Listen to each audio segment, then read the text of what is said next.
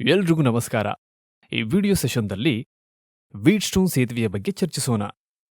ಉದ್ದೇಶ: ಈ ವಿಡಿಯೋ ನೋಡಿದ ನಂತರ ನೀವು ಹೀಗೆ ಮಾಡಬಹುದು. ಅಜ್ಞಾತ ಪ್ರತಿರೋಧವನ್ನು ಅಳೆಯಲು ವೀಟ್‌ಸ್ಟೋನ್ ಸೇತುವೆಯನ್ನು ಬಳಸಿ. ವೀಟ್‌ಸ್ಟೋನ್ ಸೇತುವೆ ಎಂದರೇನು? ಸರ್ ಚಾರ್ಲ್ಸ್ ವೀಟ್‌ಸ್ಟೋನ್ 1843ರಲ್ಲಿ ವಿದ್ಯುತ್ ಸರ್ಕ್ಯೂಟ್ ಅನ್ನು ಸುಧಾರಿಸಿದರು ಮತ್ತು ವೀಟ್‌ಸ್ಟೋನ್ ಸೇತುವೆಯನ್ನು ರಚಿಸಿದರು. ಅಜ್ಞಾತ ಪ್ರತಿರೋಧದ 1 ಓಮ್ನಿಂದ ಕೆಲವು ಮೆಗಾ ಓಮ್ಗಳನ್ನು ಅದರೊಂದಿಗೆ ಅಳೆಯಬಹುದು. ಒಂದು ಗ್ಯಾಲ್ವನೋಮೀಟರ್ 2 ಸಮಾನಾಂತರ ಸರ್ಕ್ಯೂಟ್ ಶಾಖೆಗಳನ್ನು ವಿದ್ಯುತ್ ಸೇತುವೆಯನ್ನು ರೂಪಿಸಲು ಸಂಪರ್ಕಿಸುತ್ತದೆ. ಇದನ್ನು ಶಾಖೆಗಳಲ್ಲಿ ಒಂದರಲ್ಲಿ ಅಜ್ಞಾತ ಪ್ರತಿರೋಧವನ್ನು ಅಳೆಯಲು ಬಳಸಲಾಗುತ್ತದೆ. ವೀಟ್‌ಸ್ಟೋನ್ ಸೇತುವೆಗಳನ್ನು ಎಲ್ಲಿ ಬಳಸಲಾಗುತ್ತದೆ? ಕಡಿಮೆ ಪ್ರತಿರೋಧದ ನಿಖರವಾದ ಮಾಪನಕ್ಕಾಗಿ ವೀಟ್‌ಸ್ಟೋನ್ ಸೇತುವೆಯನ್ನು ಬಳಸಲಾಗುತ್ತದೆ. ಹೆಚ್ಚಿನ ಸಮಯ ಕೈಗಾರಿಕೆಗಳು ತಾಪಮಾನ, ಒತ್ತಡ ಮತ್ತು ಸ್ಥಳಾಂತರದ ಪರಿಣಾಮವಾಗಿ ಪ್ರತಿರೋಧದಲ್ಲಿನ ಬದಲಾವಣೆಗಳನ್ನು ಪತ್ತೆ ಹಚ್ಚಲು ಸಂಜ್ಞಾ ಪರಿವರ್ತಕಗಳಾಗಿ ವೀಟ್‌ಸ್ಟೋನ್ ಸೇತುವೆಗಳನ್ನು ಬಳಸುತ್ತೇವೆ. ವೀಟ್‌ಸ್ಟೋನ್ ಸೇತುವೆ ಹೇಗೆ ಕೆಲಸ ಮಾಡುತ್ತದೆ? ಒಂದು ಉದಾಹರಣೆ ಕೊಡುತ್ತೇನೆ. 5 ಸೇಬುಗಳು ₹50 ಎಂದು ಭಾವಿಸೋಣ. 10 ಸೇಬುಗಳ ಬೆಲೆಯನ್ನು ನಿರ್ಧರಿಸಲು ನಿಮ್ಮನ್ನು ಕೇಳಿದರೆ, ಒಂದು ಸೇಬಿನ ಸ್ಥಿರ ಬೆಲೆಯೊಂದಿಗೆ ಹೋಲಿಸಿ ನೀವು 10 ಸೇಬುಗಳ ಬೆಲೆಯನ್ನು ತಲುಪುತ್ತೀರಿ. ಇದರಂತೆಯೇ ವೀಟ್‌ಸ್ಟೋನ್ ಸೇತುವೆಯು ಅಜ್ಞಾತ ಪ್ರತಿರೋಧಕ ಮೌಲ್ಯವನ್ನು ನಿರ್ಧರಿಸಲು ತಿಳಿದಿರುವ ಪ್ರತಿರೋಧಕ ಮೌಲ್ಯಗಳನ್ನು ಬಳಸುತ್ತದೆ. ವೀಟ್‌ಸ್ಟೋನ್ ಸೇತುವೆಯ ಹಿಂದಿನ ತತ್ವವೇನು? ವೀಟ್‌ಸ್ಟೋನ್ ಸೇತುವೆಗಳ ಮೇಲೆ ಶೂನ್ಯ ವಿಚಲನ ಅಥವಾ ಸಮತೋಲನ ಕಾರ್ಯಾಚರಣೆಯನ್ನು ಬಳಸಲಾಗುತ್ತದೆ.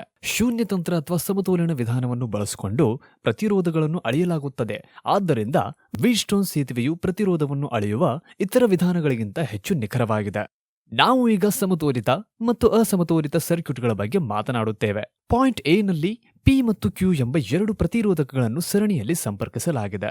ಎರಡನೇ ಗುಂಪಿನ ಪ್ರತಿರೋಧಕಗಳು ಆರ್ ಮತ್ತು ಎಸ್ ಬಿಂದು ಬಿಯಲ್ಲಿ ಸರಣಿಯಲ್ಲಿ ಅದೇ ರೀತಿ ಸಂಪರ್ಕಗೊಂಡಿವೆ. ಪಾಯಿಂಟ್ ಸಿ ಮತ್ತು ಪಾಯಿಂಟ್ ಡಿ ನಲ್ಲಿ 2 ಸೆಟ್ ರೆಸಿಸ್ಟರ್ಗಳನ್ನು ಪ್ರಸ್ತುತ ಸಮಾನಾಂತರವಾಗಿ ಸಂಪರ್ಕಿಸಲಾಗಿದೆ. ಎ ಮತ್ತು ಬಿ ಬಿಂದುಗಳ ನಡುವೆ ದೀಪ ಅಥವಾ ಬಲ್ಬ್ ಅನ್ನು ಸಂಪರ್ಕಿಸಿ. I1, I2, I3 ಮತ್ತು I4 ದೀಪದಲ್ಲಿ ಕ್ರಮವಾಗಿ IL, P, Q, R ಮತ್ತು S ನಲ್ಲಿ ಪ್ರತಿ ಘಟಕದ ಮೂಲಕ ಹರಿಯುವ ಪ್ರವಾಹಗಳಾಗಿರಲಿ. ಸರ್ಕ್ಯೂಟ್ ಅದರ ಎಲ್ಲಾ ಭಾಗಗಳ ಮೂಲಕ ಹರಿಯುವ ಪ್ರವಾಹದೊಂದಿಗೆ ಕಾರ್ಯನಿರ್ವಹಿಸುತ್ತದೆ ಮತ್ತು ಸಿ ಮತ್ತು ಡಿ ಬಿಂದುಗಳ ನಡುವಿನ ವೋಲ್ಟೇಜ್ ಮೂಲಕ್ಕೆ ಸಂಪರ್ಕಗೊಂಡಾಗ ದೀಪ ಬೆಳಗುತ್ತದೆ. ವಿಭಿನ್ನ ಪ್ರಸ್ತುತ ಹರಿವಿನಿಂದಾಗಿ ಈ ಸ್ಥಿತಿಯು ಅಸಮತೋಲಿತ ಸ್ಥಿತಿ ಎಂದು ಕರೆಯಲ್ಪಡುತ್ತದೆ.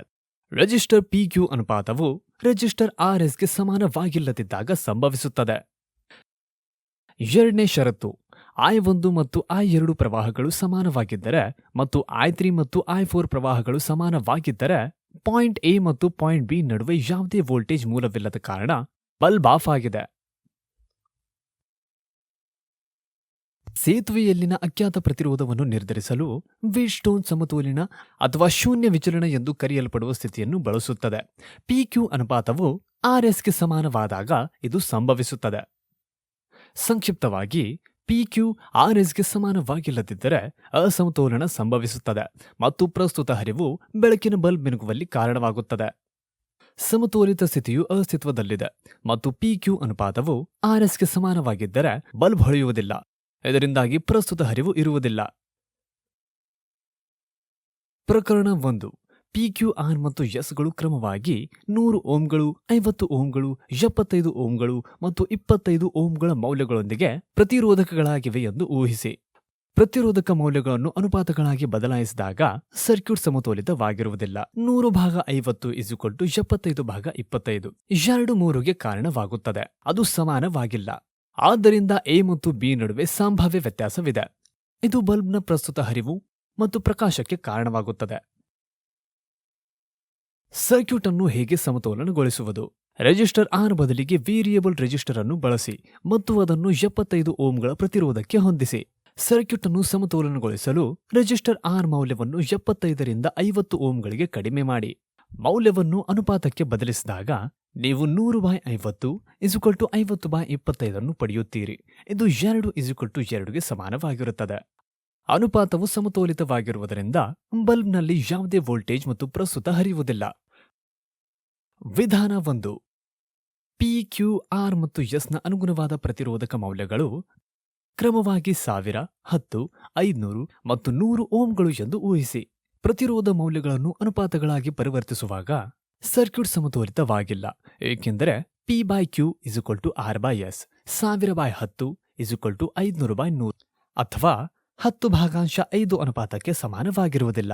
ಆದ್ದರಿಂದ ಎ ಮತ್ತು ಬಿ ನಡುವೆ ಸಂಭಾವ್ಯ ವ್ಯತ್ಯಾಸವಿದೆ. ಇದು ಬಲ್ಬ್ನ ಪ್ರಸ್ತುತ ಹರಿವು ಮತ್ತು ಪ್ರಕಾಶಕ್ಕೆ ಕಾರಣವಾಗುತ್ತದೆ. ಸರ್ಕ್ಯೂಟ್ ಅನ್ನು ಸಮತೋಲನಗೊಳಿಸಲು ಪ್ರತಿರೋಧದ ಮೌಲ್ಯಗಳನ್ನು 100 ಓಮ್ನಿಂದ 200 ಓಮ್ಗಳಿಗೆ ಹೆಚ್ಚಿಸಿ. ಸರ್ಕ್ಯೂಟ್ ಸಮತೋಲಿತವಾಗಿದೆ ಎಂದು ಖಚಿತಪಡಿಸಿಕೊಳ್ಳಲು ರೆಜಿಸ್ಟರ್ ಕ್ಯೂ ಅನ್ನು ವೇರಿಯೇಬಲ್ ರೆಜಿಸ್ಟರ್ ಅಥವಾ ದಶಕದ ರೆಸಿಸ್ಟೆನ್ಸ್ ಬಾಕ್ಸ್ನೊಂದಿಗೆ ಬದಲಿಸಿ. ಮೌಲ್ಯವನ್ನು ಅನುಪಾತಕ್ಕೆ ಬದಲಿಸಿದಾಗ ನೀವು 1000/200 = 500/100 ಅನ್ನು ಪಡೆಯುತ್ತೀರಿ. ಇದು 5:5ಕ್ಕೆ ಸಮಾನವಾಗಿರುತ್ತದೆ. ಪರಿಹಾರ 2. ಬದಲಾಗಿ 100 ಓಮ್ಗಿಂತ 5 ಓಮ್ನ ಮೌಲ್ಯದೊಂದಿಗೆ ಎಸ್ನಲ್ಲಿ ವೇರಿಯೇಬಲ್ ರೆಜಿಸ್ಟರ್ ಅನ್ನು ಬಳಸಿ. ಇದರಿಂದಾಗಿ ಸರ್ಕ್ಯೂಟ್ ಬದಲಿಗೆ 10.10 ಸಮತೋಲಿತವಾಗಿರುತ್ತದೆ. ಅನುಪಾತವು ಸಮತೋಲಿತವಾಗಿರುವುದರಿಂದ ಬಲ್ಬ್ನಲ್ಲಿ ವೋಲ್ಟೇಜ್ ಇಲ್ಲ ಮತ್ತು ಪ್ರಸ್ತುತ ಹರಿಯುವುದಿಲ್ಲ. ಬ್ರಿಡ್ಜ್ ಸರ್ಕ್ಯೂಟ್ ಬಗ್ಗೆ ಚರ್ಚಿಸೋಣ ಬನ್ನಿ. ಸೇತುವೆಯನ್ನು ರೂಪಿಸಲು ವಜ್ರದ ಮಾದರಿಯಲ್ಲಿ ಪಿ, ಕ್ಯೂ, ಆರ್ ಮತ್ತು ಎಸ್ ನಿರೋಧಕಗಳನ್ನು ಸಂಪರ್ಕಿಸಿ. ಆರ್ ಒಂದು ವೇರಿಯೇಬಲ್ ರೆಜಿಸ್ಟರ್ ಅಥವಾ ದಶಕದ ಪ್ರತಿರೋಧ ಪೆಟ್ಟಿಗೆಯಾಗಿರಲಿ. ಅಜ್ಞಾತ ಪ್ರತಿರೋಧ ಎಸ್ ಅನ್ನು ಅಳತೆ ಮಾಡಬೇಕಾದ ಶ್ರೇಣಿಯನ್ನು ಆಯ್ಕೆ ಮಾಡಿ. ಪ್ರತಿರೋಧಕಗಳು ಪಿ ಮತ್ತು ಕ್ಯೂ ಕ್ರಮವಾಗಿ 200 ಓಮ್ ಮತ್ತು 50 ಓಮ್ನ ಸ್ಥಿರ ಮೌಲ್ಯಗಳನ್ನು ಹೊಂದಿರಬೇಕು. ಪ್ರಸ್ತುತ ಹರಿವನ್ನು ನಿರ್ಧರಿಸಲು ಎ ಮತ್ತು ಬಿ ಬಿಂದುಗಳ ನಡುವೆ ಗ್ಯಾಲ್ವನೋಮೀಟರ್ ಅನ್ನು ಸಂಪರ್ಕಿಸಿ. ಸಮತೋಲಿತ ಸೇತುವೆಯನ್ನು ಉತ್ಪಾದಿಸಲು ಗ್ಯಾಲ್ವನೋಮೀಟರ್ ಪ್ರತಿರೋಧವನ್ನು ಹೆಚ್ಚಿಸಬೇಕೇ ಅಥವಾ ಕಡಿಮೆ ಮಾಡಬೇಕೇ ಎಂದು ಸೂಚಿಸುತ್ತದೆ. ಸಿ ಮತ್ತು ಡಿ ಬಿಂದುಗಳ ನಡುವಿನ ಸರ್ಕ್ಯೂಟ್ಗೆ ಬ್ಯಾಟರಿಯನ್ನು ಸಂಪರ್ಕಿಸಲು ಸ್ವಿಚ್ ಬಳಸಿ. ಸರ್ಕ್ಯೂಟ್ ಅನ್ನು ಆನ್ ಮಾಡಲು ಸ್ವಿಚ್ ಎಸ್ ಅನ್ನು ಮುಚ್ಚಿ. ಗ್ಯಾಲ್ವನೋಮೀಟರ್ನ ಬಲ ಅಥವಾ ಎಡಭಾಗದಲ್ಲಿ ನೀವು ವಿಚಲನವನ್ನು ಗ್ರಹಿಸಬಹುದು. ಗ್ಯಾಲ್ವನೋಮೀಟರ್ ಬಲಕ್ಕೆ ಓರೆಯಾಗಿಸಿದರೆ ವೇರಿಯೇಬಲ್ ರೆಜಿಸ್ಟರ್ ಆರ್ನಲ್ಲಿ ಪ್ರತಿರೋಧ ಮೌಲ್ಯವನ್ನು ಕಡಿಮೆ ಮಾಡಿ. ಇದರಿಂದ ಗ್ಯಾಲ್ವನೋಮೀಟರ್ ಸೂಜಿಯು 0 ಬಿಂದು ಸೂಜಿಯ ಮಧ್ಯಭಾಗಕ್ಕೆ ಹತ್ತಿರಕ್ಕೆ ಚಲಿಸುತ್ತದೆ. ಗ್ಯಾಲ್ವನೋಮೀಟರ್ ಸೂಜಿ 0 ಸ್ಥಾನವನ್ನು ನಿಖರವಾಗಿ ಹೊಡೆಯುತ್ತದೆ ಎಂದು ಖಚಿತಪಡಿಸಿಕೊಳ್ಳಲು ದಶಕದ ಪ್ರತಿರೋಧ ಪೆಟ್ಟಿಗೆಯಲ್ಲಿ ಪ್ರತಿರೋಧ ಮೌಲ್ಯವನ್ನು ಕಡಿಮೆ ಮಾಡುವುದನ್ನು ಮುಂದುವರಿಸಿ. ಗ್ಯಾಲ್ವನೋಮೀಟರ್ ಎಡಕ್ಕೆ ತಿರುಗಿದರೆ ಗ್ಯಾಲ್ವನೋಮೀಟರ್ ಶೂನ್ಯವನ್ನು ಓದುವವರೆಗೆ ಆರ್ನಲ್ಲಿ ಪ್ರತಿರೋಧ ಮೌಲ್ಯವನ್ನು ಹೆಚ್ಚಿಸಿ. ಈಗ ದಶಕದಲ್ಲಿ ಪ್ರತಿರೋಧ ಪೆಟ್ಟಿಗೆಯಿಂದ ಪ್ರತಿರೋಧ ಆರ್ ಅನ್ನು ಗಮನಿಸಿ. ಗ್ಯಾಲ್ವನೋಮೀಟರ್ ರೀಡಿಂಗ್ ನಿಖರವಾಗಿ 0ಕ್ಕೆ ಸಮಾನವಾಗುವವರೆಗೆ ಪ್ರತಿರೋಧ ಮಟ್ಟವನ್ನು ಮತ್ತಷ್ಟು ಹೆಚ್ಚಿಸಿ. ವೇರಿಯೇಬಲ್ ರೆಜಿಸ್ಟರ್ ಆರ್ನ ಪ್ರತಿರೋಧ ಮೌಲ್ಯವನ್ನು ಗಮನಿಸಿ ಮತ್ತು ಅದನ್ನು ಅನುಪಾತಕ್ಕೆ ನಮೂದಿಸಿ. P/Q = R/S. ಇಲ್ಲಿ ಆರ್ ಎಂಬುದು ಪ್ರತಿರೋಧ ಮೌಲ್ಯವಾಗಿದೆ ಮತ್ತು ಎಸ್ ಪ್ರಮಾಣಿತ ವಿಚಲನವಾಗಿದೆ. S = 400 ohm. ಎಸ್ ಅಜ್ಞಾತ ಪ್ರತಿರೋಧ, ಆದ್ದರಿಂದ 400 ಓಮ್ಗಳು ಎಂದು ನಿರ್ಧರಿಸಲಾಗುತ್ತದೆ.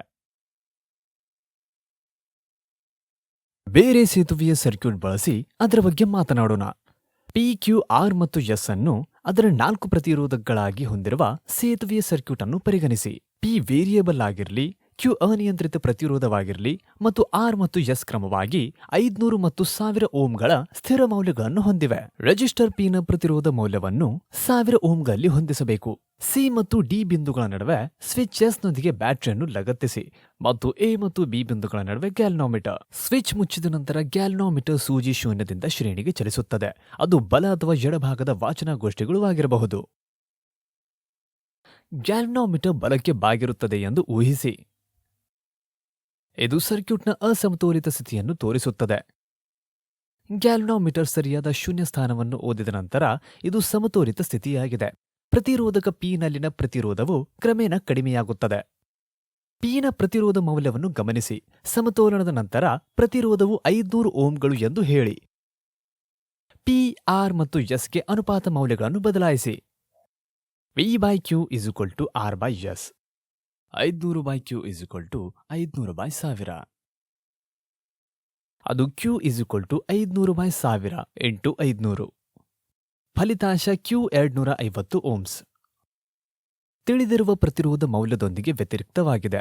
ಅಜ್ಞಾತ ಪ್ರತಿರೋಧವನ್ನು ಮೇಲಿನ 2 ಸರ್ಕ್ಯೂಟ್ಗಳಲ್ಲಿ ಗುರುತಿಸಲಾಗುತ್ತದೆ. ವೀಟ್ಸ್ಟೋನ್ ಸೇತುವೆಯನ್ನು ಸಮತೋಲನಗೊಳಿಸಲು ವೀಟ್ಸ್ಟೋನ್ ಬ್ರಿಡ್ಜ್ ಸರ್ಕ್ಯೂಟ್ಗೆ 4 ರೆಜಿಸ್ಟರ್ಗಳು ಬೇಕಾಗುತ್ತವೆ. ಇದರಲ್ಲಿ 2 ತಿಳಿದಿರುವ ರೆಜಿಸ್ಟರ್ಗಳು ವೇರಿಯೇಬಲ್ ರೆಜಿಸ್ಟರ್ ಮತ್ತು 4ನೇ ರೆಜಿಸ್ಟರ್ ಅನ್ನು ಅಳೆಯಲಾಗುತ್ತದೆ. ನಾವು ಯಾವುದೇ ಸೇತುವೆಯ ಸರ್ಕ್ಯೂಟ್ ಆರ್ಮ್ಗೆ ವೇರಿಯೇಬಲ್ ರೆಜಿಸ್ಟರ್ ಅನ್ನು ಅನುಕೂಲಕರವಾಗಿ ಜೋಡಿಸಬಹುದು.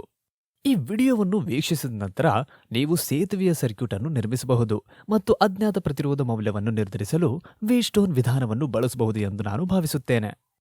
ನೋಡಿದ್ದಕ್ಕೆ ಧನ್ಯವಾದಗಳು.